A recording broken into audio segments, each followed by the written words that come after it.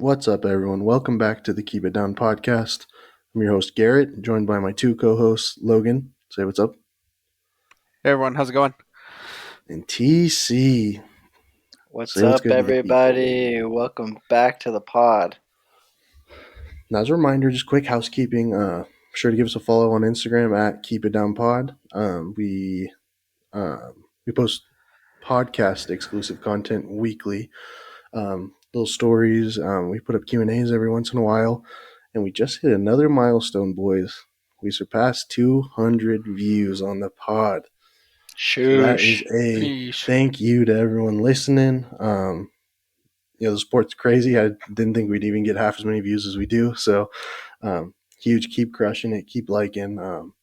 Give us some feedback. Tell us what you think, what we could change, what we could be better at, all that good stuff. So yeah, like I said, sure to follow at Keep It Down Pod, and as always, presented by DUBBY. Boys, we had a historically nutty weekend of college football last weekend. I'm We going to go ahead and really just did. take a deep dive into last weekend and what we're thinking moving forward and all that good stuff. So I guess, do we start off with the easy one? Do we start out with Clemson and the fall from grace? Well, I wanted to say this, dude. We all three picked Notre Dame to win that game, so kudos to us. We saw Just that want to give coming. my It's not coming from a mile away. We saw the just want signs. to give myself a quick shout out because I picked 5 for 5 with 2 upsets in there. I There noticed you that. go. Yeah, not easy picks last week, but you guys, is Clemson completely out of it with just the one loss playing in the weak ACC? What's your guys' thoughts on that? As far as I'm concerned, I would say they're out. I think they were basically just sticking around. I think the college football committee was kind of keeping them around just based on their success in the past. Not necessarily last year, but the Trevor Lawrence era of Clemson. Clemson, they're not a bad team, but I think the top 10 really is just so competitive right now. And I know Clemson's sitting at 10 right now, but I mean, I think they're keeping them there. But do I really think they deserve to be that high? No, but especially with all the quarterback issues and all that kind of stuff going on. But 100%. Chach, what are you thinking? I just wanted to elaborate on the quarterback situation. So I don't know yeah, who all watched the game, but okay, don't let me butcher this. DJ Uleele, it's close as I'm going to get to it, but hmm We'll he roll with it. he was playing a little shaky, doing not so hot. So they give him the hook, backup kid. Klubnik comes in, first pass throws a pick. Then Notre Dame gets the ball back, does whatever. I think it was a pick six, by the way. Anyways, that's neither here nor there, but. So then they just go ahead and bring DJ right back out there, and so it's just you just can't be doing that in football games, man. It's not youth football. You can't just. I've just never seen something like that where they have their starter and he's not playing the greatest, and then they put the backup out there for one series, and just throw the guy right back in the fire. So yeah, but Clemson's chances of getting in are very, very slim. The top 10 in front of them would just have to completely grenade for them to even get a shot. So, yeah, I think they're out personally, unless barring the craziest thing that's ever happened. But Yeah, definitely. The top 10 would have to have a major shakeup for Clemson to have any chance of even sniffing that top four ranking at the end of the year. Um, yeah, definitely an odd situation with DJ getting the hook 2 games in a row, right? hmm Because he got the hook in the Syracuse game as well, right? So that definitely had to play some factor on his confidence level. So we kind of touched on that in one of the earlier pods as well.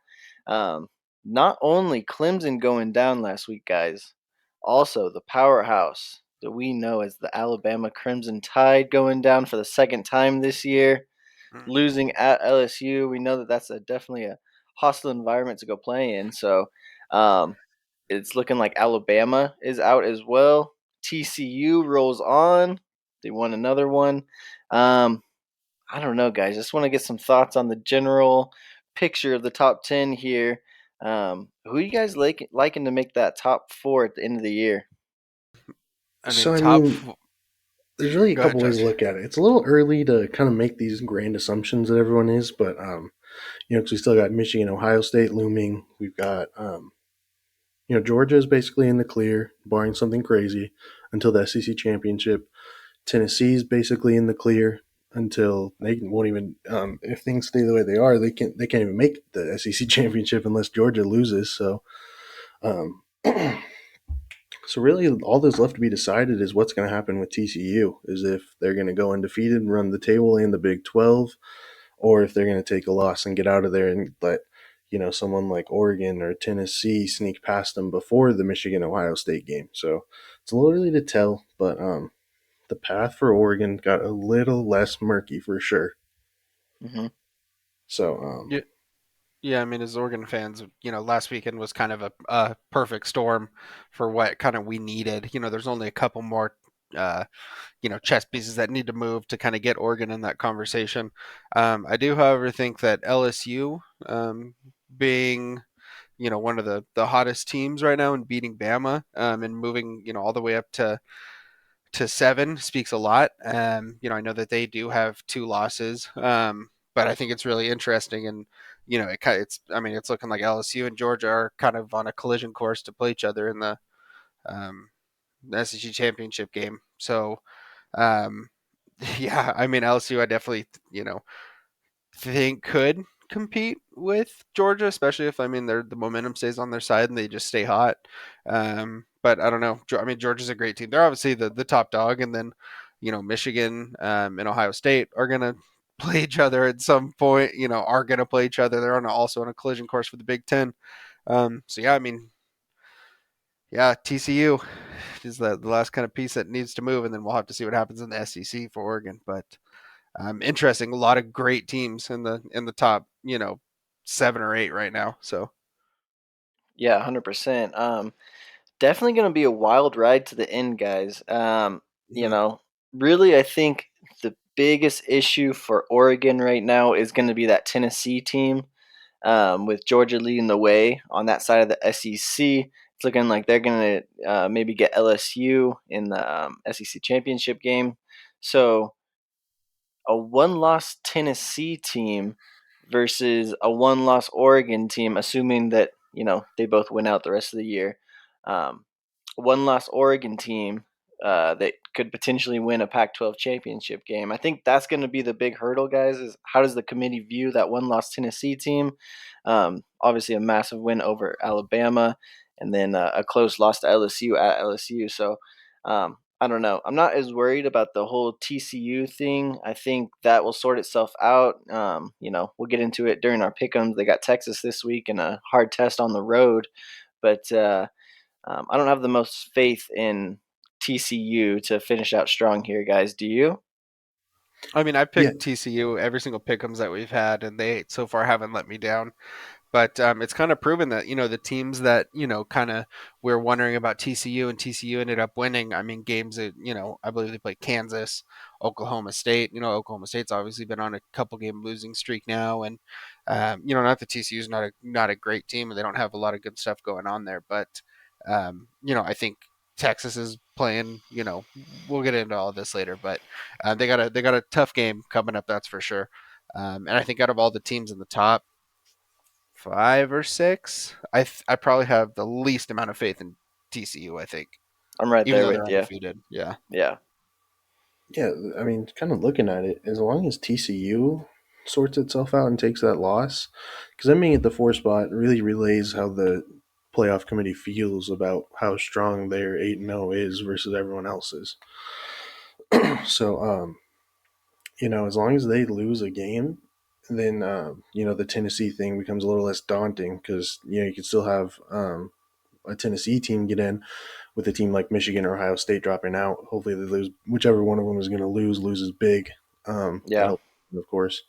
But just comparing resumes here. So Oregon obviously had the loss to number 3 Georgia at the time. Then they beat number 12 BYU at home. Then they beat number 9 UCLA at home. And then this weekend they play 25 Washington. So assuming they win out, they'll have 5 top 25 wins, um, 2 top 10 matchups, and 2 inside the top 15.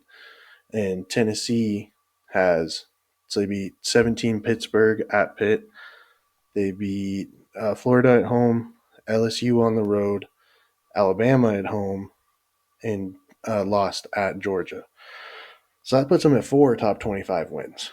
So I think going down the stretch, even if Oregon could maybe hurdle Tennessee and Tennessee gets the 4 spot, we get the 2 spot and get to play Ohio State or Michigan. Um, so that's really in a perfect world. But I don't hate Yeah. Oregon's chances of beating a one-loss Oregon Pac-12 championship, beating Tennessee out Well, personally. But yeah, that's exactly what I was going to say. Is you're really going to see how the committee views the Pac-12 as a whole, because you potentially could have a team in Oregon winning the Pac-12 championship with the same amount of losses, and maybe even more top 25 wins than that Tennessee team. So you're really going to get into how much they value those conference championship games here, guys. So I think that's going to play a huge factor, and that's really the ace that we hold in our back pocket right now over the team like Tennessee. And then we already mentioned it. Georgia still has some tough games left on the slate, and you never know what can happen in those conference championship games. And then, I think we've all mentioned it, but the Big Ten with Michigan and Ohio State, they're gonna have to face off. So I think it's all gonna sort itself out, and I think number 6 right now in the country is a great spot for Oregon to be in. Yeah, I think so too, and I think the Big Ten is a lot. It's a lot more similar this year to the Pac-12 than it has been in years past. I mean, there's a couple clear front runners in that conference right now, and then everyone else is kind of struggling, having a rough time. Um, but I don't see how if Oregon can finish the season, as with only that one loss to Georgia, the number one team in the country, how we wouldn't get even, we wouldn't get a fair shot at it, especially if the Big Ten, I mean, the strength of schedule for the Big Ten, I mean, you could say is comparable to the Pac-12. So I mean, then you're just kind of looking at who's had the worst loss. So I think it's really interesting for sure. I could see the loser of that Big Ten championship game, maybe not even getting the nod for the college football playoff and them letting someone else in. So really interesting for sure. But like you said, yeah, Oregon's in a great spot right now. The only unfortunate thing I would say for Oregon, though, just to add on right at the end there, is the rest of the Pac-12 really isn't doing Oregon much justice. I mean, USC I would say is the best team from the southern side, or as so people would probably say, but I mean USC only beat Cal last week by, I mean, less than 10 points, maybe, right? Am I remembering that correctly? yeah, I think it And was I a mean, touchdown and or 6 points.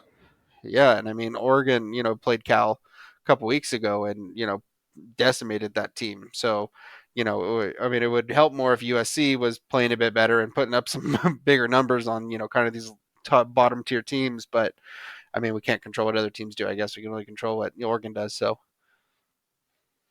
All right, so we've talked about some of the top teams. Who are the pretenders in the top, whatever? Who are we not liking? Yeah, I kind of want to answer your question with another question. Um, the Alabama versus LSU game, was it a more impressive victory for LSU or a more disappointing loss from Alabama? What was you guys' take on that game? I mean, I think it was way more an impressive win by LSU.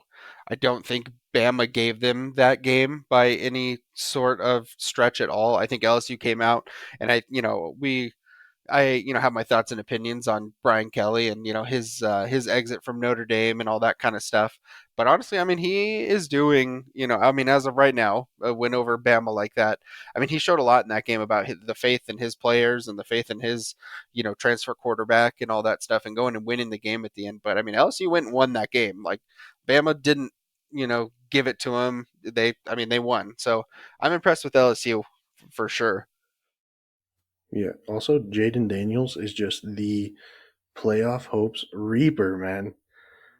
He We is. saw that at Arizona State a couple of years ago. Oregon in 2019, he threw for like 390 yards or something crazy like that, and then see him do it again against Alabama, which is Yeah. pretty stiff competition to say the least. But yeah, I mean, the only thing is Alabama was just ridden with penalties. I think they had Yeah. like 10 for 160 or something like that, which is a little untypical, atypical, if you want to call it that. But just always strange to see Alabama losing, man. Like, it's almost like Nick Saban gets more pissed off when he wins, and when he loses, he's kind of like all about he's really good about taking losses, man. That's what I've noticed. Watching some press conferences and stuff, he's all about, him not like taking the blame as a coach just as much as putting the blame on the players, which a lot of coaches will just, say, oh, we could have done this, that, and this and that.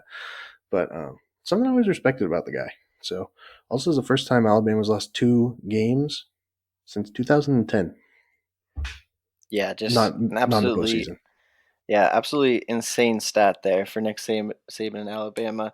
The reason I asked the question, you had mentioned who we thinking are pretenders here in the top 10. I'm still not sold on LSU guys.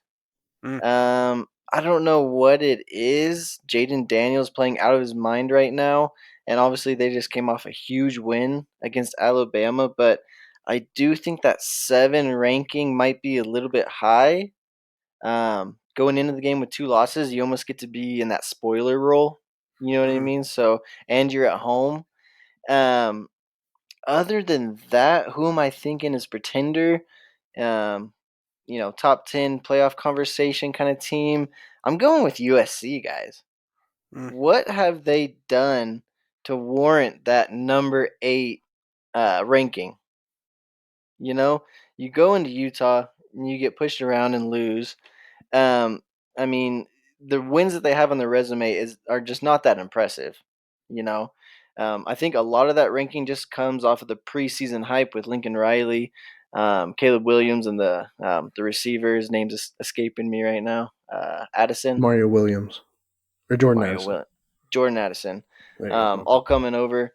I don't know. What's your guys' take on that USC team? I'm really not impressed by Oklahoma 2.0 down there.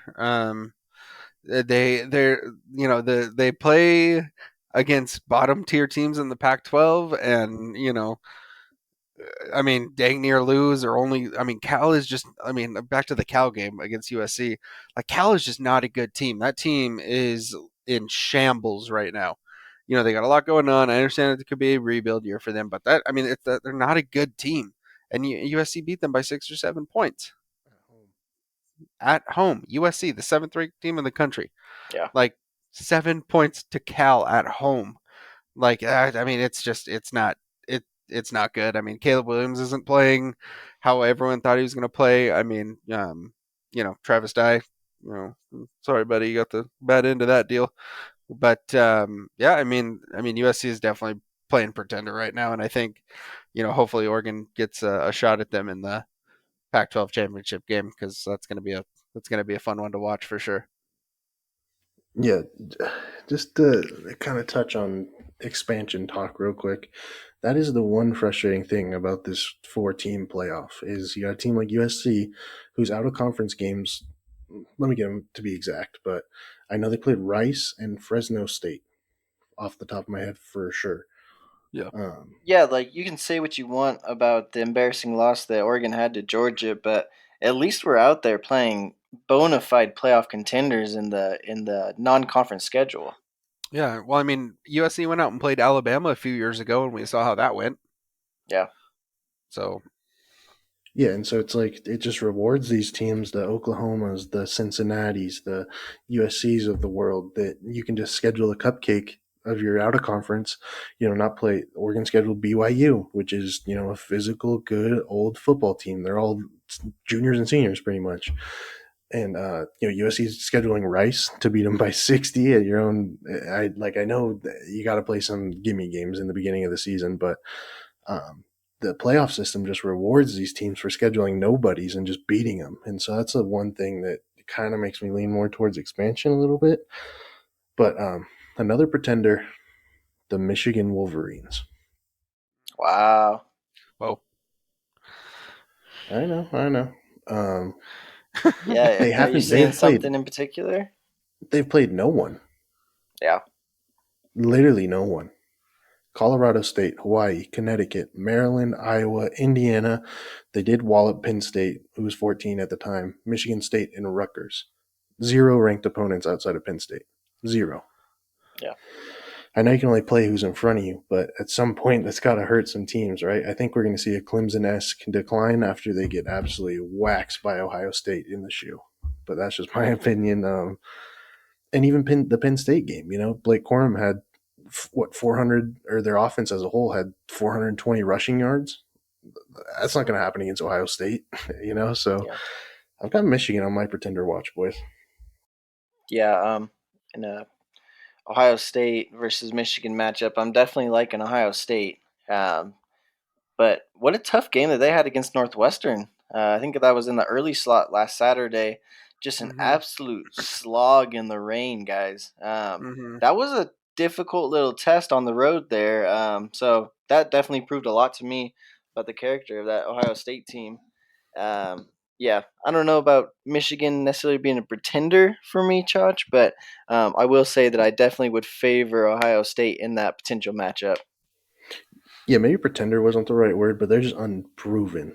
Is more Yeah, what I'm. They're like a Clemson, Like yeah, they're undefeated. They put a wallop on Penn State, but what's gonna happen when you put a real good football team in front of them? So Mm-hmm. definitely something to look at. Speaking, actually flipping the record, let's talk about a bad football team. What yeah, is going on in Miami, boys? yeah. This one is almost kind of celebrated in the Curry household that Miami's kind of having a down year. Anyone want to get into why that might be? Yeah. Know where I'm going with this? Yeah, so our previous coach before Dan Lanning came in at Oregon was Mario Cristobal, which in his own right, he is a great recruiter. He knows how to bring talent in. He knows how to populate those recruiting classes. Anyway, Mario Cristobal played his college football at the University of Miami, and so after last season, he had an opportunity to go be the head coach at Miami. He went to Miami, ended up taking a few of the coaches off the Oregon staff, and went to Miami. Which I mean, being able to coach your college team, is a big deal, and I can't knock him too much, but just kind of the exit and how the Oregon team was last year, and kind of the issues that kind of surfaced after the season was over. It kind of really left a bad taste in everyone's mouth, especially because we thought Cristobal was, going to be the guy that would hopefully lead Oregon to its first championship, or college national championship. But yeah, so it goes down to Miami, and Miami is just having a horrendous season. Um, some of the clips from that Florida State game are just honestly just hard to watch. I mean, they're literally getting thrown around. I don't know if anyone saw that clip of Miami's quarterback getting sacked, but he's just getting like thrown around like a little kid, and it's hard to watch. It really is. Yeah, definitely. And this isn't the first time that we've seen this scenario play out, guys. We Mm, saw this with Willie Taggart. And of course, when Chip goes to the NFL, not a lot of success there. He's kind of righted the ship with UCLA. Now, Cristobal leaving. None have really had early success when they leave for what's supposed to be greener pastures. right. Chach, any thoughts? I mean, they're 4-5 in the ACC, so Yeah. that's a rough year. I mean, their saving graces is year one, Hmm. and like we were talking about, Cristobal's a great recruiter, especially in the trenches. He just, I don't know if it's because he's an offensive line guy or something, but the big uglies love to go and play for Mario Cristobal, man. So um, yeah, 4-5 in the ACC is just Yeah, rough. not Who they good. lose to? Middle Tennessee. Was that the? It's like an FCS Yeah. school or something. Chach, you wanna go into that for a second about how much they paid that team to come, and kind of the logistics behind those kind of Give me 2 seconds here. quote unquote throwaway games. Yeah. I love when you see upsets like that happen because basically the team coming in is just supposed to get destroyed, right? They are Yeah. the sacrificial lamb in the situation, and when they come out of there with a W and the bag, Yeah. They got to be relishing that. So, Middle Tennessee State University got paid $1.5 million to play the game. Miami also paid for the Middle Tennessee Blue Raiders $40,000 for travel expenses. So, Yep, that's the yeah. bag, man. Yeah. Oh So my gosh. so Middle Tennessee gets paid to come play at the University of Miami by Miami to come play this game. $1.5 million plus travel expenses paid, plus all that stuff, and you know Miami loses that game. Yeah. By like Now, 20 or something. Or just Yeah. now, ridiculous. on the other hand, guys, while we are relishing the fact that Cristobal is not off to a hot start after leaving Oregon, it is, I don't know about sad being the right word, but to see Miami in the state is definitely strange. Yeah. We had talked about them in the early 2000s, and then I think it's the late 80s and early 90s when they were known as the U guys. Hmm. I think college football is better when Miami is relevant, so on one hand, this is a little bit sad to see, you know? Yeah. Yeah, and I mean, like like you were saying, I mean, it is year one. I mean, there's still recruiting classes are going to come in. Most of the class right now has all been recruited by previous coaches or previous staff. But I see it getting better. I mean, especially with what kind of looks like Clemson's decline a little bit. Um, I think it puts Miami in honestly a really good spot in the next few years. But I mean, they got some work to do for sure. And I mean, obviously, get some locker room issues kind of cleared up. But kind of just seemed like Cristobal season kind of spilled over from Oregon onto Miami, and then they're just kind of trying to pick up the pieces a little bit. Yeah, 100%. And you're right. If there is one bright spot, it's that the ACC is not very good, guys. Right. Yeah, so definitely hope on the horizon there, but man, just a really tough season so far. Yeah. I can only feel so bad for Cristobal though. I mean, especially with, I mean, let's take a couple minutes and have a Dan Lanning appreciation talk here because I mean every single week that goes by that Oregon just looks like Oregon's old self and you just see Dan Lanning out there just having the time of his life coaching these guys and everyone's buying in and like you can tell that guy brought just brought so much juice to the program offensively, defensively, the coaching staff that he brought over. I mean it seems like a night and day difference from last year and I mean last year Oregon had that huge win over Ohio State early on in the season, and then just kind of, hit the brakes and the skidding took place after that. But I mean, this year just it feels so different, and it's really really refreshing to see, and it's um, just so glad to have Dan Lanning as the coach of the Oregon Ducks this year for sure. Yeah, Just to touch on 100%. that real quick. Go Sorry, ahead. TC. Go Um, ahead. in the middle of the week here on Tuesday, or no, maybe it was Monday or Tuesday, I see a freaking tweet come across my phone. It says, the Auburn Tigers and Dan Lanning have shown mutual interest in each other. And so, everyone, we were talking about the Mario Cristobal situation. Everyone remembers last year going into the Pac 12 championship game that, we saw those same tweets saying, Miami shows interest in Cristobal, and this, that, and the other. And it's just all up for choice. But just want to read you boys a quick quote from the head honcho at Oregon of Dan Lanning. Quote, first thing I want to say is things like this are going to come up when you have team success and do your job, things go the way they're supposed to go. That's credit to our team. That being said, I think there's a little bit of problem in of a problem in our society today with people looking for what's next and where there's an opportunity. And the reality is the grass is not always greener. In fact, the grass is damn green in Eugene. And I want to be here for as long as Eugene will have me. This place has everything I could possibly ever want, that my family could ever want. I have an 11-year-old who's lived in 8 different states. The last thing I ever want to do is leave. What are our thoughts on that, boys? I mean, he's the man. I mean, straight up and down. I mean, that dude is the man, and I could not ask for a better coach, honestly. I mean, he just, the things that he did at Georgia and then came to Oregon and the type of guy he is, it's just that's the guy you want. That's the guy you want on your ship for sure. Yeah, it's definitely a nice feeling to think that we might actually have finally found our guy, right? Hmm. We've had plenty of coaches that have come in and have success, and then they go to the school that they went to college at, or they go to the NFL, or they always leave for greener pastures. So to hear that come out of Dan Lanning's mouth after the success that has been this season is definitely really refreshing, and it definitely gives you hope that maybe Oregon has finally found their long-term guy. Yeah, I Yeah, hope so, and that's really what it seems like, and I hope they have for sure. yeah, and we always give Dan Lanning shout outs, but shout out to Kenny Dillingham, man. Hmm. Oh This yeah, offense that he is running is just blowing my mind week after week. Like you'll just see the same action 4, 5, 6, 7 times in a game, and every single time it's a different play that comes out of it, and little yeah, wrinkles, and the way that Bo is checking, and for Bo to be checking in a college system at this high of a level, noticing that they're in a bad look and then check into a better look where he got a hat on a hat, which is, from what it seems, that's exactly what they're asking out of the kid, and obviously he's doing it at a very high rate. So yeah, the coaching staff is insane.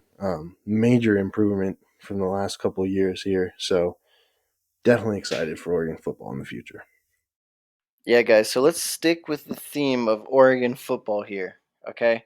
Here on the podcast, we do a 5-star rating system for the Oregon uniforms from the previous week, okay? So, let's just jump right into it, guys. What are you guys giving these kind of half eggshell uniforms that they were rocking last week? How you guys feel about them? Unfortunately, I'm gonna have to give them 1.5 stars, boys. 1.5, huh? I don't feel like the pants went with the helmet. It's one of the first times in a long time that I just feel like they were different colors of green. In my personal opinion, I feel like it was the pants from like the BYU game, like those dark nightmare green, whatever you want to call it, and Yeah. then the helmet was almost like uh, Fiesta Bowl Mariota green. If that brings anything to your mind, that Hmm. darker. It's kind of flashy a little bit. So yeah, I'm gonna have to go with the 1.5. The eggshells are. I mean, that's the second time we've seen them this year. Third time overall. So yeah, I'm gonna have to go 1.5 here, boys. Yeah, guys. yeah, I wasn't super high on them as well. I'm gonna go with the 2-star rating here. Um, just because the previous week I'd given the green with the white. I'd given that a 3-star right in the middle of the road, and I just can't rank these higher than I ranked those. I think the the uniforms from that previous week were just a little bit cleaner. We still looked good, but like Chach had mentioned, we've seen these 3 times now, at least the jerseys. But I do like that nightmare green color, but just this whole uniform together, just I don't know, not Oregon's best. yeah. I gave the ones against Cal a 2 star, so I'm gonna give these a 1. I like. It's like both of the uniforms by themselves, whether it's the eggshell or that nightmare green uniform that they wear. I love just on their own, but mixed together, I don't know how I really feel about it. I mean, it wasn't the worst looking uniform. Like I said, I mean, even wearing that uniform, we look better than almost every college in the country. But yeah, I'm gonna give it a 1. Not my favorite, but Yeah, and the extras for the eggshell uniforms are really cool though, like the hand warmers and the sleeves and all that stuff. I always think, because obviously I was in Colorado and it was a chilly day, so the boys are rocking hand warmers, the little neck gaiter hood things that we always talk about. So Hmm. mhm. I like that aspect of it, but the uniform overall just not the best work from the boys at Oregon. Hmm. Yeah, I saw a preview for this week's uniforms, and excited to see those on the field there. We got Washington on the schedule for this week, boys, and this is hate week, guys. And even Puddles is getting in on this one, guys. Mm, Him and the Washington Huskies mascot have been going back and forth on Twitter, let's go. basically just trying to roast each other. So this is a big one, guys, and I'm excited to see how it plays out. For sure. Um, Switching gears just a little bit here. Speaking of excited to see how it plays out, the boys in black and green, baby. They pulled it through. What was it, 34-17? Was that the final score? I think it was Yeah, something like that. 30, Yeah, 37. We anyway, got so we scored on the opening kickoff, scored on the last game play of the game. Yeah, bookended it. Mm. Sheesh. So yeah, the boys caught a dub against Mount Whitney from Visalia, like we mentioned last time.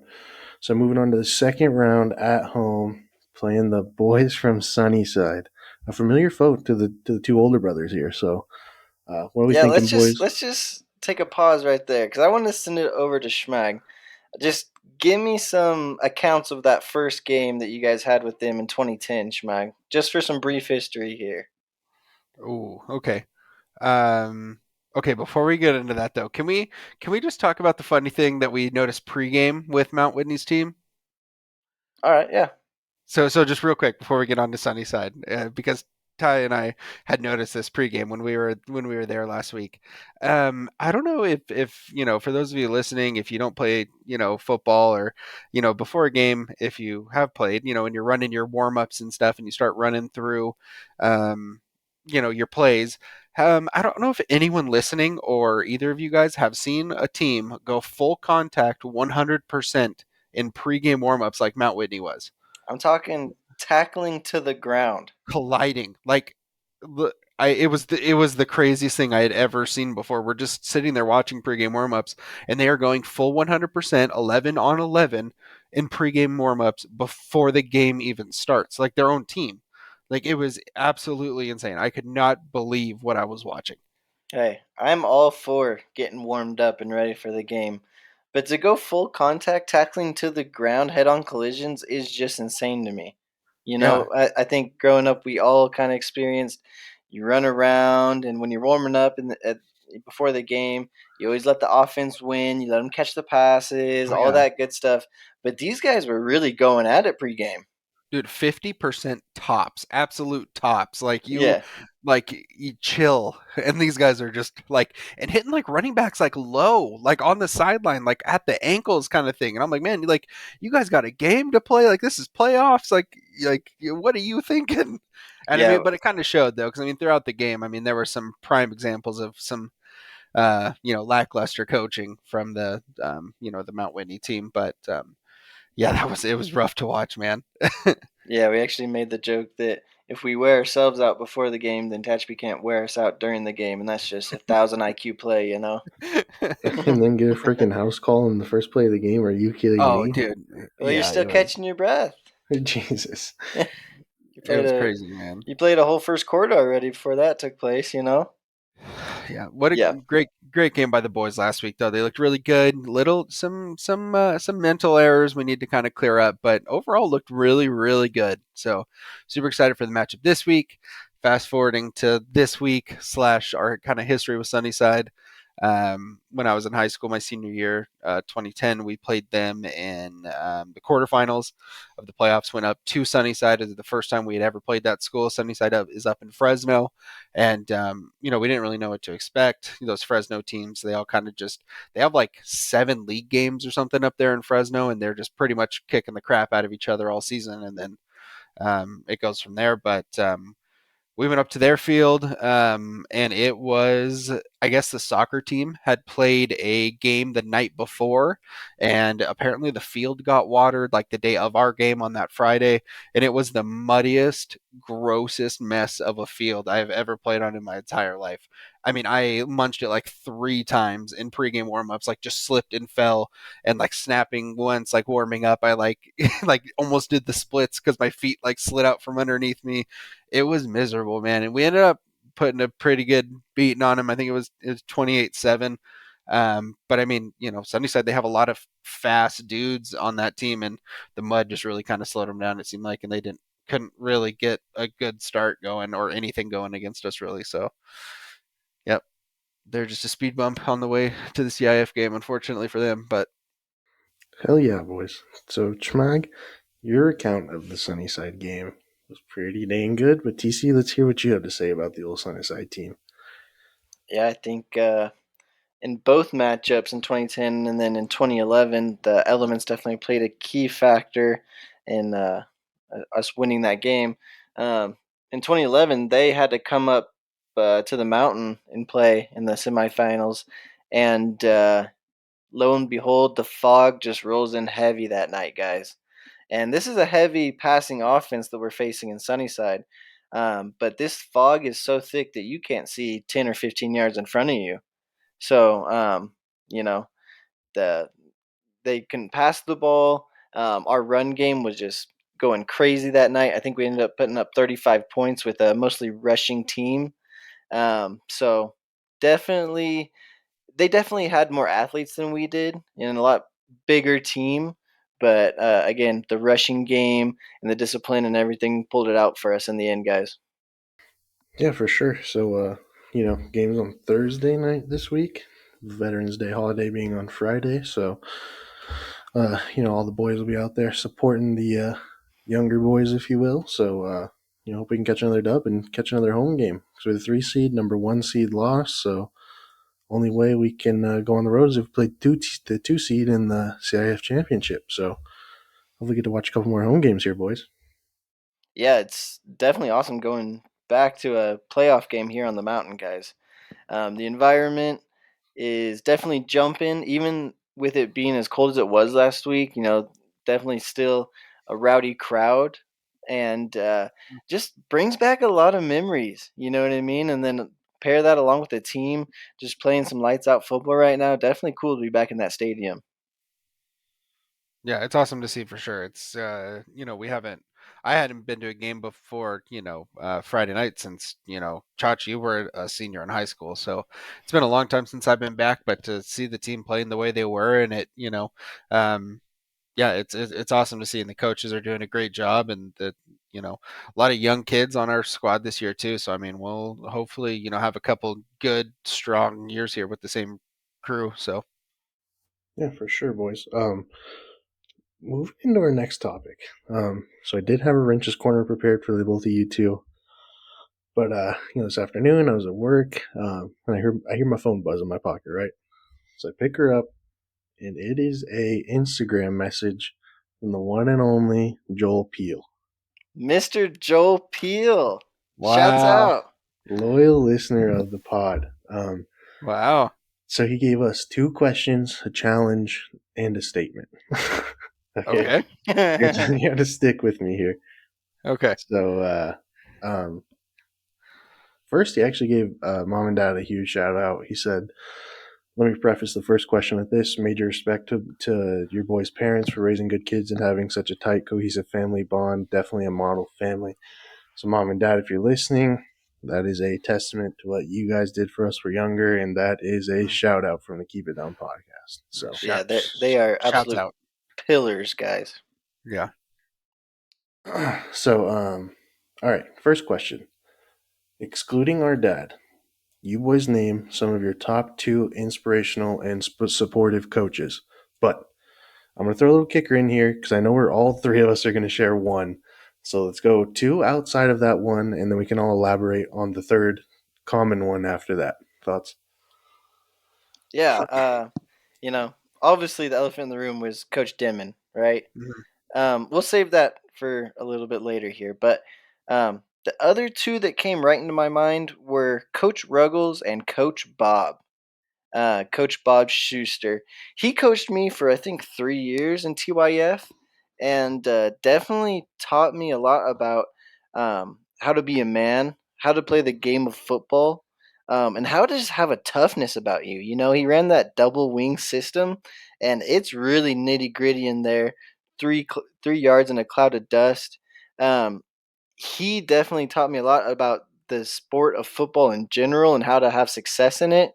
But Coach Ruggles, man, he taught me how to be a really good football player at the varsity level of high school. Um, Obviously, I was a talented kid, always had success on the football field, but Coach Ruggles really showed me how to study the game, look for keys, break down offensive film as a defensive player. So definitely those two came to my mind straight away. What you got for us, Schmag? Yeah, I mean, Coach Bob was definitely a huge, like, kind of turning point, I would say, in my football career. I mean, I played for him my second year of football ever. But it just, I mean, like you said, TC, I mean, he's an old school kind of coach, and Oh man, I'm just trying to like look past like all the times I just remember him sitting there just screaming at me because I mean I played on the line and obviously Coach Bob, he's big on his linemen and stuff, but like really just like push me to be better and like be more aggressive and kind of like figure out the kind of football player I wanted to be. Um, and I mean, one of the first guys I ever remember just screaming in my face that if I didn't get moving, he was gonna stick what do you say, a size 12 up my butt. He wore a size 12 shoe, meaning that he was gonna either I was gonna get moving or he was gonna get me moving. And I swear to you, like just fear straight down my spine all the way out my socks and my cleats. And I'm hopefully I figured it out after that. But yeah, Coach Bob's definitely on that list for sure. Yeah, tough love for sure, man. Yeah. Yeah, I've got two as well here, boys. One is Coach Kramer. Back in our youth football days, he's like a 70, 60, 70 year old man out there coaching youth football as a Yeah. volunteer. And if you ask anyone who played football in Tehachapi, chances are they know Coach Kramer. And just a staple of the scene, him and his wife are always around. I'm pretty sure his wife was like the team doctor, if you will. Yeah, but she was. Yeah. so yeah, your kids are getting dinged up or whatever, and she was helping out in that way. He did it for I couldn't even tell you how long, but um, he actually coached me as a freshman, so he was my first exposure to the game of football, and so that one really sticks with me. And then also got to give a shout out to the Grimes brothers, man, Of course. Ryan and Jason Grimes, man. So when my older two brothers here were in high school, they were the coaches at the JV level, and so you play freshman ball, or some kids got pulled up to JV or whatever, and so you always had them when you're a freshman or sophomore, and so yeah, they were instilling a lot of these precursor things that we'll talk about Coach Denman here in a minute, but kind of these precursor things and almost being a farm system for the varsity team, which I guess is kind of the purpose of a JV team, but just instilling these good football uh, procedures, if you will, and really making a team a family kind of thing. And so, um, and one of my best friends is their son, so is Ryan Grimes' son. So shout out Pat. But yeah, the Grimes is, man, something different around with those boys. Yeah, and while we're kind of on the subject, I mean, I think I gotta. It just dawned on me too. It all kind of came together. It's really funny that we're talking about this week, but I got to give a quick shout out to, and this is going to be an unfamiliar name for you guys because he's one of my coaches at Reedley, but Coach Helmy at Reedley. So funny story. When I got recruited to play at Reedley, it was the only reason why I got recruited to play at that school is when we went to Sunnyside my senior year of high school, and some of the coaches from Reedley were there. And they were checking out some of the Sunnyside players, and apparently they needed a snapper. And I had a good game that game. And Coach Helmy was in Tehachapi on it was like the next Monday morning to come and talk to myself and a few of the other guys. So, yeah, I'm definitely gonna give a shout out to Coach Helmy for recruiting me. I mean, he was looking at completely other players, but decided to give me a shot, and so I owe a lot of that to him, obviously. So, shout out Coach Helmy. Yeah, definitely. And we kind of touched on a couple of different guys at a couple of different levels that start teaching you how to play mountain football and how to be a cohesive unit and to be hard nosed and tough and gritty and all that stuff, guys. And that was kind of all prepping us to play for the big man himself in Coach Steve Denman. Schmog and I played at a time when Tashby was really a dynasty, not to toot our own horn. And Josh, you kind of caught the tail end of Coach Dimmon's career there. But we won, what, 3 out of 4 years, and then a handful of Final Four appearances thrown in there as well. Just an absolute dominant run. Um, Really, the one thing that sticks out in my mind about playing for Coach Denman was like almost like an aura about him, right? Mm-hmm. He's had so much success in the past that even if you're going into a game and you're feeling like, boy, we are just overmatched in this one, in the back of your mind, you're like, but we got something they don't have, and that's Coach Denman and this how mountain football hit and fly persona about us. Like just having this unspoken confidence, like in Coach Denman, that he's gonna find a way to get us out of this one. You know what I mean? Yeah, absolutely. And I mean, behind Coach Dimon, I mean, that's it's kind of a trail to get there. But I mean, honestly, I can honestly say without Coach Dimon, like I don't think we have this podcast. And I don't think that we're able to sit here and talk about the experiences we had with football and how great football was for us at Tehachapi High School without him. Not saying that there couldn't have been somebody else that did a good job, but I mean, we owe so much just about what we've learned about life ourselves, so much, so many life lessons from that guy. And he holds a very special place in all of our hearts, that's for sure. Yeah, definitely. The thing that sticks out to me is him really taking boys and turning them into young men that are going to go into the world of society and, not even just play football for them, but instill these morals and ethics and how you need to act to be a functioning member of society in this world, and which is almost unheard of in this day and age. But, you know, he just did so many good things for this community. We did the pancake breakfast and all that stuff, which I feel like he was a big driver for. And, when it was 6 a.m. on 4th of July, he was standing out there with the rest of the team. So, yeah, insane, man. Honestly, like, it's kind of wild to think about it from a third person point of view that not like all that one of us got to play with for a guy who played coach for 35 years, won 300 some odd games, but for all three of us to do it, which is crazy because, Logan's 8 years older than I am. And so for a coach to let alone coach for 8 years, let alone 35 is insane. So yeah, Yeah. huge shout out to Coach Denman. And if we could ever get him on this podcast, it'd be the greatest day on earth Oh for us, I bet. man, So absolutely. But before we go on to the next topic here, guys, when Chat said the name Coach Kramer, it brought back some memories into my head about being 8 years old and playing youth football in Tehachapi and just how gnarly it was, guys. Number one, when you leave the Tehachapi area and you go other places and you tell someone that we had cuts for our freshman football team when you're 8 years old, they're Yeah. like, "What are you talking about?" Dude, we straight up had cuts. Like, you're just 8 years old trying out for the football team, and you either get a letter saying that, yeah, here's where you get your pads, or you get a letter saying better luck next year. Just absolutely insane right there. The hitting drills they had us doing back in the day, guys, A1, also yeah. insane. And then just the toughness they expected out of us at such an early age was just remarkable. what about Hell Week, boys? Does the word Hell Yeah, Week mean anything to you? it was Yeah. hell. It So still sends chills down my spine. for everyone listening, Hell Week is the last week before cuts. And so it's your last weekend when you're in shorts and t-shirts. And so basically it's a reason for the coaches to run you into the ground and separate who the real athletes are from the kids who are just there because their parents signed them up, kind of thing.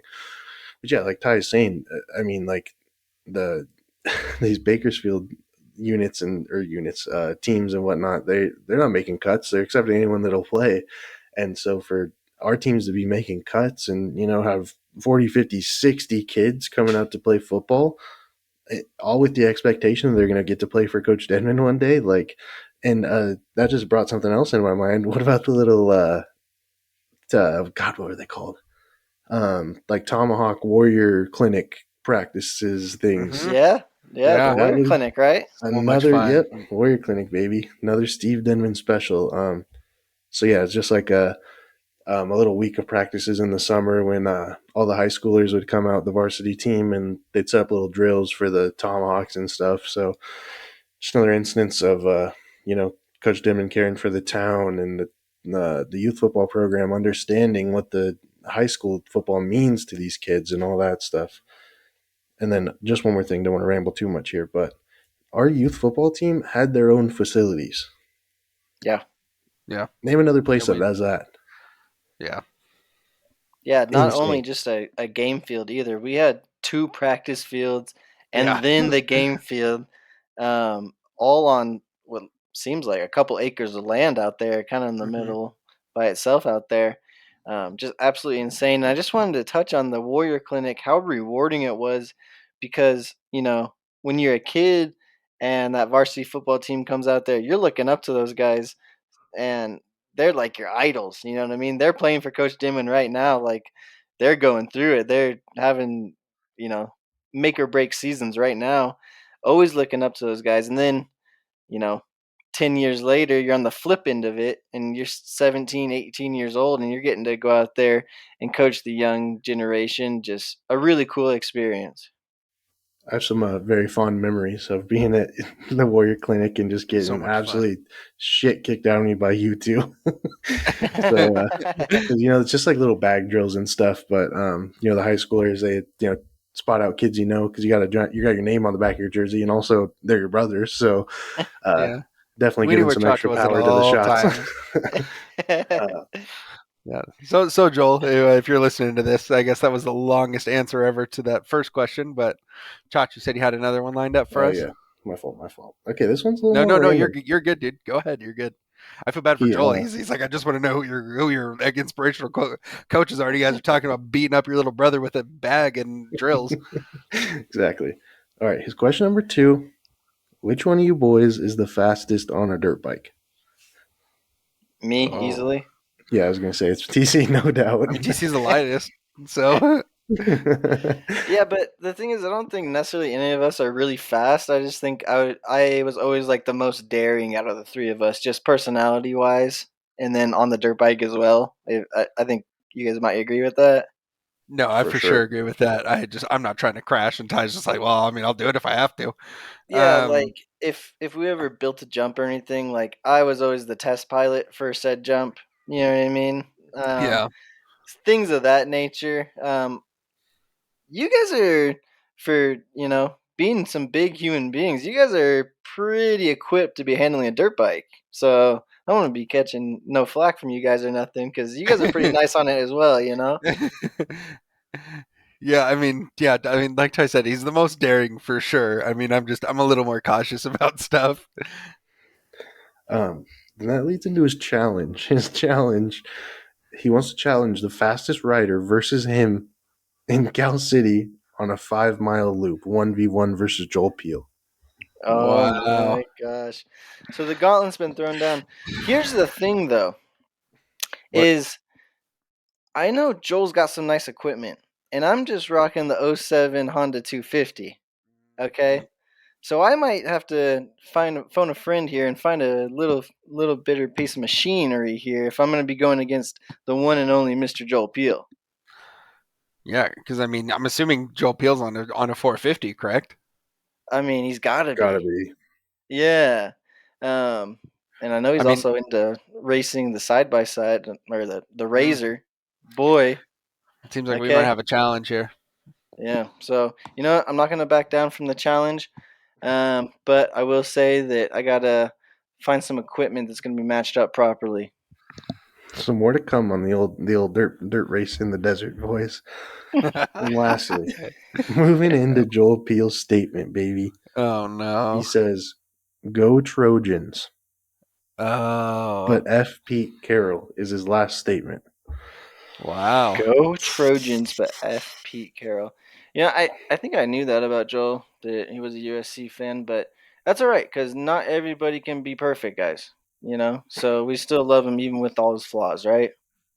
Yeah, I Honestly. mean, but I'm kind of nervous because I'm thinking about of all the things that I've said about USC on this podcast. So Joel, if you're listening up to this point, um, it's great to have you here. It's been nice being around you all these years. I'm pulling for you in the race against Ty, kind of thing. So, um, yeah, I mean, Pete Carroll though, what an interesting character that guy is, and kind of his arc from USC to Seattle and beyond, and not giving the ball to Marshawn Lynch in the Super Bowl. You probably should have just ran it, dude, and had another ring. But Yeah, honestly, his statement's interesting because 9 times out of 10 you run into someone who's a USC fan and they worship the ground that Pete Carroll walks on, right, and so it's right, interesting to hear that a USC fan would dislike Pete Carroll.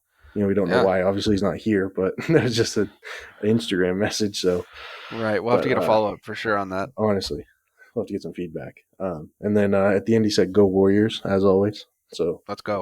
Of shout out to Joel course. Hey, Peel. What a something we can all segment! agree on there. Yeah, yeah. Shout out Joe Peel. Thanks, man. Yeah, anything to keep Joel from getting mad because we all know how that plays out. So let's just Yep. mind our P's and Q's here at the end, guys. Absolutely. Oh, I got something random here, boys. Okay, did you guys see this? Um, this walleye fishing situation in Lake Erie. With the weights? Yeah, dude. Oh my gosh, dude, I did see that. Okay, Um, uh, so no, go ahead. like yeah, a couple weeks back I was looking through TikTok and I just see all these videos popping up of these dudes So like many videos. just like Why getting was there so many videos I of this don't know, dude. instance? And just people yelling and cussing and these dudes are like cutting open the little I don't know what kind of fish they were, but they're like cutting open their bellies and these weights and other fish fillets are popping out in the little basket and dudes are just yelling and screaming and cussing at these dudes. And so it kind of died down for a little bit. And then I saw last week these dudes are like facing a year of jail time and up to like $1 million in fines for freaking stuffing their fish with weights, dude. Yeah, it was crazy because, like, dude, how quickly the crowd started turning against these guys, right? And then, like, as soon as they cut up in the fish and see the weights, everyone in the crowd's like, "Oh, there's weights!" And they start going and "F you" and all this stuff, just going absolutely nuts on these Dude, guys. Like, I I'm love the thinking, guys. Sorry, TC. Go ahead. You're good. no, I'll I go. I'll go. thinking that they're gonna start grabbing the pitchforks and torches and a mutiny on our hands here. Like, I didn't know how ugly the scene was gonna get. I had never seen anyone so pissed off over fishing before. Usually, it's a relaxing type thing. Yeah, dude. There was Dude, like people in the back of the crowd, and they're like, "I knew it! Like I knew they were doing it." And Yeah. then, did you guys see the whole thing about their boat being seized? Like they went and like took their boat away um from like they won a boat in like a previous tournament or something like that, and I guess it got like seized or taken away or something. Just because I mean they were suspicious, obviously. Dude, this needs to be a ESPN 30 for 30. honestly, No, dude. for real, Fishgate, dude. Fishgate, man. And there could Like even, remember, yeah, dude. this Like I might, didn't. go ahead. No, I was just gonna say, dude, I didn't know. Like, I didn't know fishing like those tournaments were that deep. I mean, I get it; it's a lot of money, and obviously you're getting boats and sponsorships and all that kind of stuff. But man, fishing apparently you gotta watch out for 'em, man. Fishgate. Yeah, it's just, it's interesting. Like Chacha was saying, like, so many videos of this same event popping up Hmm. on my phone. Like, out of all the weird stuff that I see on TikTok, whether it's Dr. Pimple Popper or people getting stuff the Aki way or whatever, and then like all of a sudden, like, just 10 videos within like 15 minutes of this fishing derby. I'm like, dude, why is the algorithm showing me this? You need to know. People need to know. It just thought I was gonna be super into it, I guess, but I guess Chach had the same thing happen. Yeah, dude, ridiculous. I was like, what is going on? So then I had to like look into it because I had no context. I was like, okay, what is going on here? Like you tell what you can tell, but you got freaking like Midwestern dudes in the background talking about we need to get the law involved and all that shit. So I was like, what is going on here? So I found the full video and I was like, okay, this makes a little more sense now. But honestly, So, crazy. so what are the charges being brought against him? Like, what could they be possibly facing jail time for? Like, what I think it's legally? like rigging a sanctioned event kind of thing, like fraud. Mm, Because these are like professional fishing tournaments, with a lot of money on the line. I mean, you see the shirts that the dudes are wearing, and there's littered with sponsors and all kinds of stuff. So yeah, it's almost mm, like what you were talking about with the Jake Paul thing. Like, how could they rig exactly, that without, how could they get away yeah. with that? So, okay, So yeah, I'm more to getting it. come on the old rigging the fishing competition, boys. Yeah, Um, Chach, definitely stay up to date on what's happening there. I'm yeah, interested to see where that goes. for For sure. those of you listening, don't go stuffing your walleyes because they're gonna find out. It's gonna come out sooner or later. What a time. All right, boys. What do you say? Move into something a little more current. And those are our AP top 25, I guess our college football playoff top 25 pick'ems presented by our presenting sponsor, DUBBY. DUBBY's everything you ever wanted an energy drink without all the negatives. DUBBY has no calories, no sugar, no maltodextrin, no fillers or artificial colors. With the patented neurofactor formula, you can get all the energy with no jitters or crash. And coming in at $1.33 per serving, it is also the cheapest option you can find on the market. So use code Keep It Down for 10% off your purchase. Again, use code Keep It Down for 10% off your purchase at w.gg. Christmas is coming up, so if anyone drinks energy drinks or pre-workout or anything like that, and they're looking for something new or different, why not try DUBBY today? Boys, massive weekend of college football ahead. Mm-hmm. I think this is going to be a little longer one. We got 6 games already, so let's just dive right in. We got 24 Washington at 6 Oregon. The line's sitting at 12.5 in favor of Oregon. Obviously, we're taking Oregon. Those are non-biased pick of the week, but this game is just something, man. I mean, you can just go back and flip through it from the Kenny Wheaton, the pick, to, all the Dye brothers doing dubs down or Panay Sewell doing the dubs down, all that stuff. And so this game just seems to mean more. And, I hate to do the old throw the records out the window cliche, but it honestly is. I mean, you just never know what you're going to get out of the Huskies, boys. Yeah, this is definitely an interesting one because it's almost like you said, kind of throw the records out the window. Both teams are going to show up to play for this one, guys. That being said, Washington has a really up and down season so far. They go out and beat Michigan State, then lose to Arizona State. The consistency is just not there for me, guys. Oregon's in a great spot, but we have to win out. And I think we know that. Um, the game is at Autzen Stadium this week, guys, so I got to roll with Oregon in this one. Yeah, I think Washington's a really interesting team just because of how up and down they are. I mean, they can beat, you know, semi-tough out of conference teams, and then they, lose what should be a pretty easy winnable game for them. I mean, last week they played Oregon State, and that game went all the way down to the wire right at the end. Um, so I mean, Oregon is still just on a war path. It seems like then they don't seem to be slowing down at all, and especially the game being at Autzen. I mean, it's gonna be loud. It's hopefully gonna be petty. Hopefully everyone's throwing the dubs down out. But I'm here for it, man. yeah, I think Oregon, unlike in the a few years past, I don't even think this one's gonna be close. I think Oregon's gonna run away with this fairly early in the afternoon.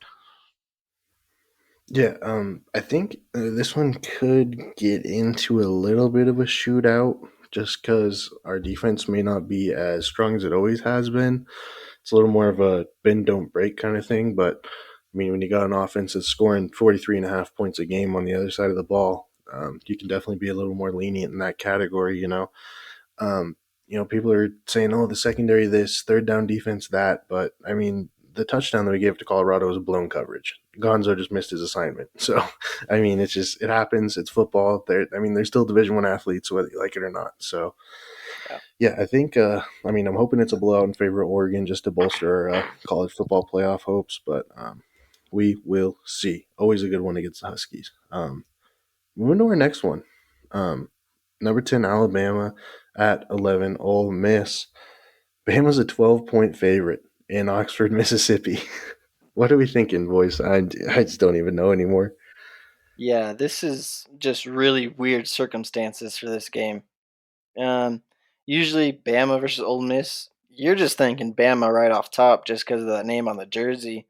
Um, that being said, they've come out on the wrong side of some really close games this year.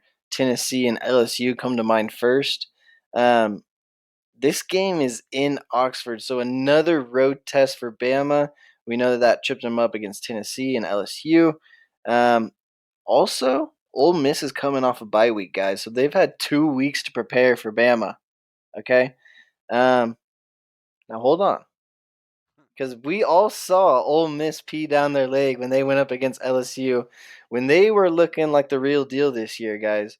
They just haven't proved it to me yet, and just because Bama, I still gotta roll with the Tide, guys. So I'm going with Bama on this one.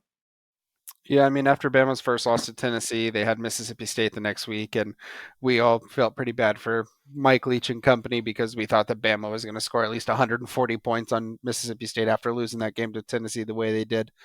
But I mean, I think I don't think Saban's going to let them dwell on that last loss, and I still think Saban's not the guy that's going to just let his team just give up on the season. I mean, they're a 2-loss team, and it's detrimental to Bama, obviously, that they haven't been there in a long time. But yeah, I got Bama. I think Ole Miss is one of those pretender teams that is kind of sticking around because of who they played and the only loss that they've had. But I got Bama here. I think it's going to be an ugly game though. I think it's I don't think this is going to be a super fun one to watch. I think it's going to be a drawn out kind of process. Yeah, I'm gonna take Alabama as well. Um, I don't think it's gonna be. I don't think it's gonna be as dominant as maybe we saw with the Mississippi State game. I think it might be a little bit of a Ole Miss hanging around, and then Alabama kind of puts it on them in the final two quarters or the middle eight, whatever you want to call it. So, yeah, I'm gonna take Bama here. I'm not loving it really, but because I just don't know what this Alabama team is on the road. So, but I mean, I guess we'll see. Still got an SEC championship on the line. All I need is an LSU loss. So, um, moving on to our next game, a General 5 banger, boys. We got 22 Mm-hmm. UCF at 16 Tulane, the big green wave, boys. As you know, um, honestly, I don't know very much about either of these teams. So, Tulane's a 2-point favorite. So that's telling me this is going to be a banger. I know UCF is gosh, who coaches UCF nowadays? Anyways, it'll come to me and then I'll Do they also think they're national champions? God, that was so annoying, man. That's Scott Frost, old school, right? He went to Nebraska. Yeah. Mm-hmm. Well, was it Nebraska? He's gone. Yeah, fired now, right? Yeah. Man. This okay. Let's just preface these picks real quick. How many minutes total have you watched UCF and Tulane combined this year? 0. Yeah, I have 100%. not turned on a UCF game. I have not turned on a Tulane game all year, so I really know very little about these two teams. But I do know this is a massive game for Tulane. Number one, they're in the top 25. And number two, this is the first time since 1949 that they're playing at Tulane as a ranked team against another ranked team. So Jeez. this is massive for Tulane. This is I'm sure they're thinking that we are back, man. So, you know, on the other hand, UCF is a solid team. They put up 70 on Temple and beat Cincinnati, which we all know that they went to the college football playoff last year. Not the same team this year. I know that. No Sauce Gardner, no Desmond Ritter this year. But Tulane's at home, and I think it's going to be a sellout crowd, guys. Just for the momentum's sake, I got to go with Tulane, but really, I have no idea. Yeah, I mean, to be completely honest with you, if this game was being played in Florida, I'm probably picking UCF, but it's playing at Tulane. So I'm going with the big green wave, baby. I mean, yeah, congrats to them, man. I mean, 40 years is a long time to not be ranked playing at home against another ranked team. That's Yeah. rough, man. That's a long time. But hey, yeah, I'm going to go with the home team. Yeah, Gus Malzahn is the coach at UCF now. There you That's go. who it was. Anyways, yeah, Tulane is going to be rocking, man. But that being said, Gus Malzahn is going to have the boys ready and prepared, and they are going to hand Tulane another loss, boys. And the crowd is going to have to keep waiting for that ranked versus ranked win at home, boys. So, Now, so Chach, I never thought I'd ask you this on the pod, but you are officially putting Tulane on upset alert? Tulane's on upset alert. Okay. Whoa. Okay. That's a keep it down exclusive right there, boys. All right, let's switch gears. Let's switch gears here. Let's get into a little more competitive game. Competitive is not the Let's right get word. serious. High stakes. So we got 4 TCU at 18 Texas. Texas is carrying 7.5 points, which is insane. They have 3 losses. TCU is the 4th best team in the country, supposedly. That being said, I think TCU they've played with fire one too many times, and this time it's going to burn.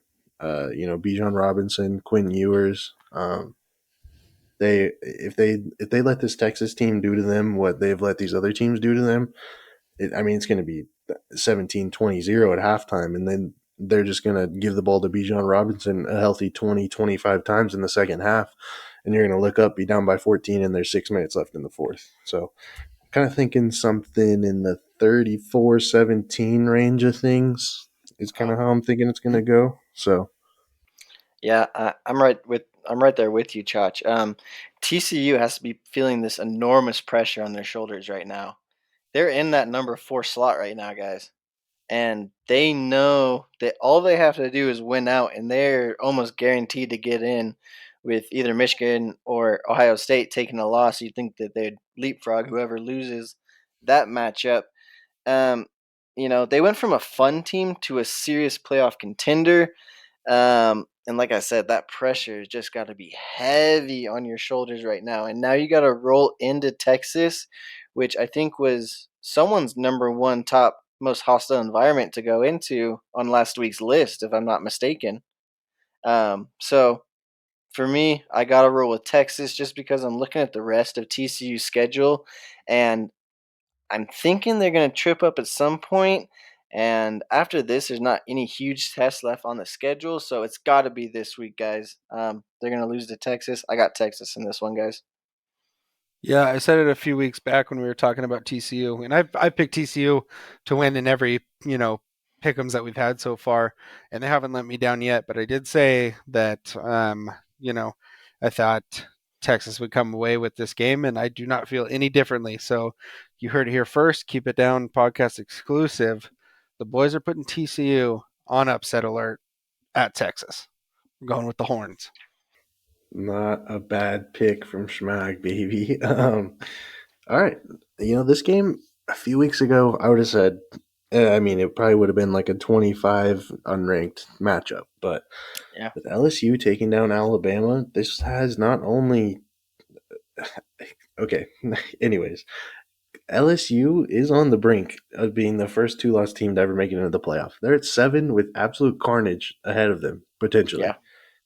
So, and LSU has, I mean, it's in their hands to win the SEC West and, have that date with Georgia, most likely, in the SEC championship. So this game has massive implications.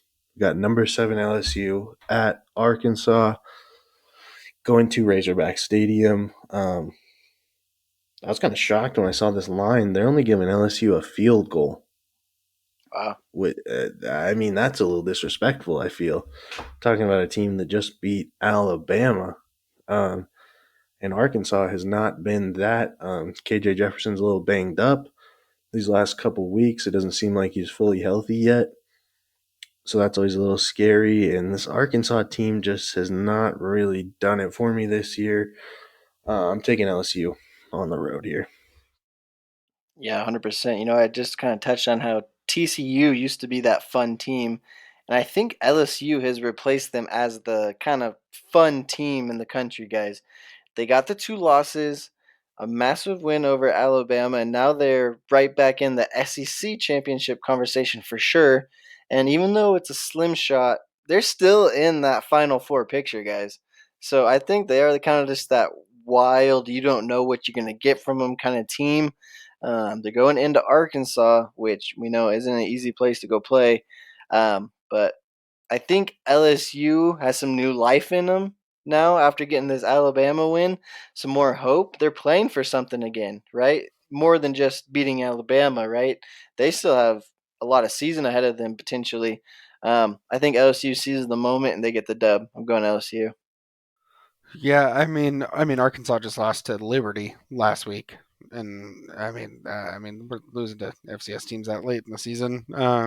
It would be the most LSU thing ever, though, to come in and lose this game against Arkansas and just True. completely ruin any chance that they might have. And I mean, like you said, I mean, we've talked about Oregon being in a good spot. LSU at 7 after a win against Bama, they are in a great spot, knowing that all these teams in front of them are going to have to play each other and knock each other out of the college football playoff, and all they have to do is win out, and they're in. And have a potential shot at the number 1 team in the country in the SEC championship. I mean, that's Yeah, a huge exactly. bolster to the So, schedule. so I mean, I'm getting a bad feeling that LSU is gonna do something terrible here, but I'm still gonna pick them anyway, just because Arkansas is just not where they need to be right now. I got LSU, but that field goal, and apparently, I mean they're only favored by a field goal, so I mean obviously everyone kind of shares the same feeling we do about this. But I got LSU. Hopefully, fingers crossed. Fingers crossed, baby. The Um, memes that'll come out of this if they lose, not good. all right, for our final pick'em of the week, this is the unranked hot cake of the week, boys. We got unranked Texas A&M going to Auburn, Jordan Hare Stadium, baby. Auburn -2 is the line. Keep this short and sweet. I'm going with Auburn here. We got Robbie Ashford, former Oregon quarterback, at the helm of the Auburn Tigers here. So I'm going to leave it with the boys in blue and orange here, boys. What are your thoughts? Yeah, this is my weekly who cares game of the week, you know? I mean, both these teams have just had such disappointing seasons, and I get why it's on the pick'em slate. No disrespect to the guys putting up the pick'ems.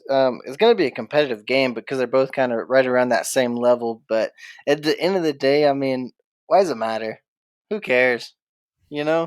Um, like I said, let's jump into the game a little bit though. Okay, I think the run game is going to be key in this one. Um, like I said, both these teams trying to get back on the right track.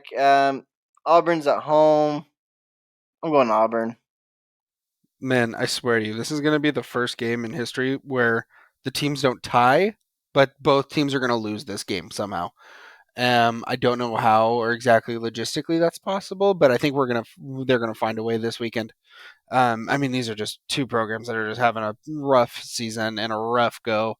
Um, I mean, I guess I'm going with the home team and picking Auburn. I guess because Yeah, that's an advantage. Normally, that's an advantage, but these two teams find a way to ruin that. I'm gonna go with Auburn. I don't know why. It's just gonna be bad. Viewership ain't going to be too high on this game, I don't think, unless everyone's just there to watch the pain unfold. Absolutely, boys. So that's all we got for this week's college football playoff top 25 pick'ems presented by our proud partner Dubby, boys. Um, Anything else you guys want to touch on? Stories, news lines, who's hot, who's cold, anything like that? no. I just wanted to kind of touch on this whole OBJ and Von Miller thing.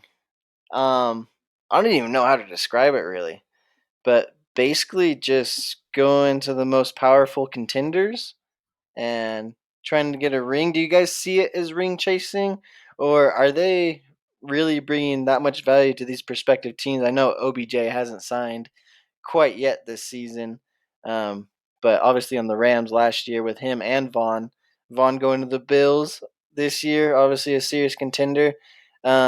Are they just going to the best teams, or are they adding a bunch of value and making these teams take that next jump, or maybe both? I mean, I I think definitely it's think they add Gosh, some Ryan. value just being a veteran in the league. I think they do add some value. Obviously, big name guys like that are going to draw a lot of attention, and they're going to um, they're going to boost morale in the locker room and stuff. Even if they're not the most productive, they're going to boost morale, and it's good for the teams.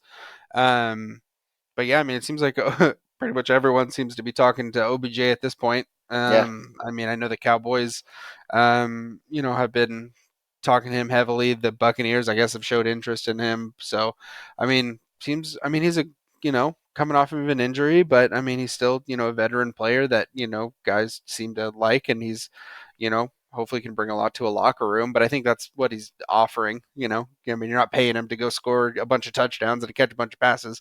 You're going to pay him to come in and have a positive influence over younger guys and, kind of get some hype going. So, Just gonna add, I feel like the OBJ side of this conversation, I feel like it's been like, oh, he's gonna sign with this team pending physicals, and then it just goes away, and then it'll happen again, 1 or 2 weeks later that this team is in serious negotiations with him or whatever you want to call it, which might just be media jargon at this point. But so yeah, definitely interesting. He's coming off an ACL in February of last year. So that, I mean, that pretty much puts him on hold until the playoffs at the absolute best case scenario. And so we'll see if he even gets on a team before this year's over.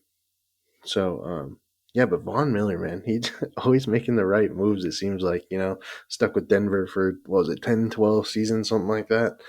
And then, goes to the Rams, wins a Super Bowl, goes to the Bills, Super Bowl favorite, or one of the, three, four teams that are Super Bowl favorites. So, and it seems like, these players that get into the ladder of their careers and they start to take these little more, budget salaries. Obviously, it's still an absolute boatload of money, but the dudes that are willing to take a little bit of a pay cut to go play for these better teams always reap the rewards. And the dudes, um, i.e., Antonio Browns of the world, uh, people who are just chasing the bag, seem to always reap the consequences that are associated with playing football and just trying to stick with one team. So at least that's my read on the whole thing.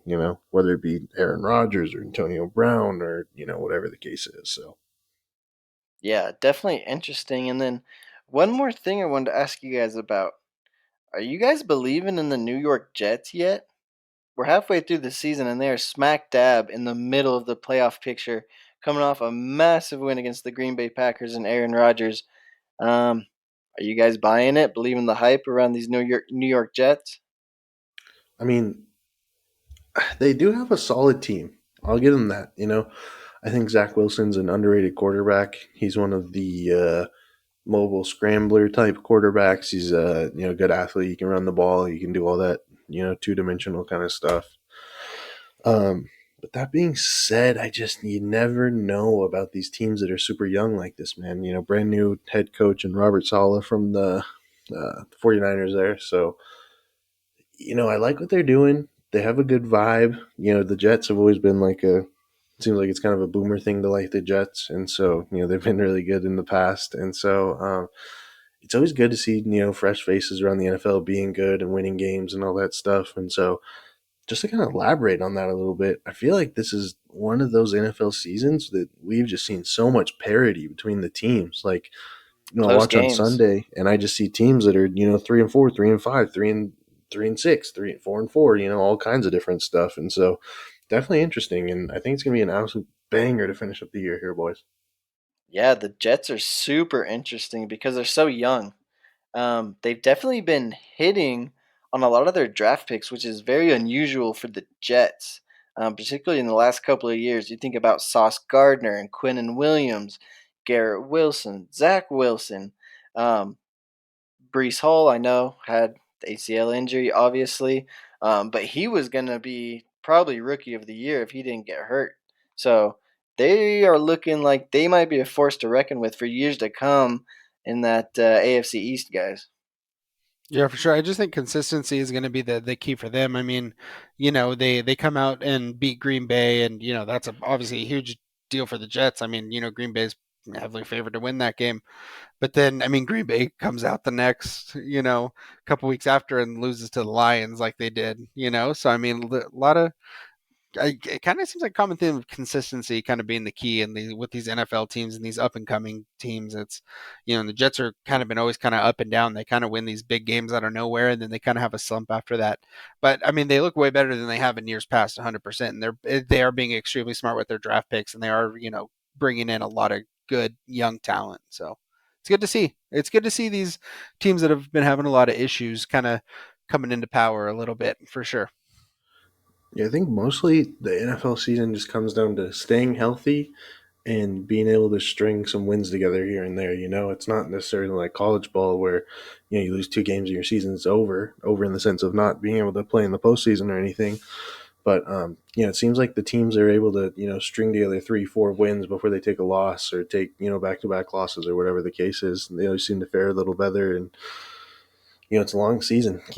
Staying healthy is probably 3/4 of the battle for these dudes, and the beating they're putting on their bodies and recovery, and still trying to have a life outside of football, to say the least, and be prepared for the next week and all that stuff. So, um, definitely think it's more work than people think it is. I think many people just think they make millions of dollars and get to play a game for a living, but so yeah, shout out to anyone who's a professional athlete of any sort. That is effectively gonna do it for episode 7 of the Keep It Down podcast. As always, great chatting with the boys. A little bit of a free flow episode, not as much scripted material. So it's always good, just chatting with the old boys here. So be sure to like, follow, subscribe, all that good stuff. Follow us on Instagram at Keep It Down Pod. In our Instagram bio, you will find our link tree, and that will take you directly to the podcast on Spotify or Zencast or wherever you choose to listen. At the top of our link tree, you will find a link directly to our presenting partner in DUBBY, or you can go to dubby.gg to look at their products. So, as always, this is the Keep It Down podcast, and take it easy, boys.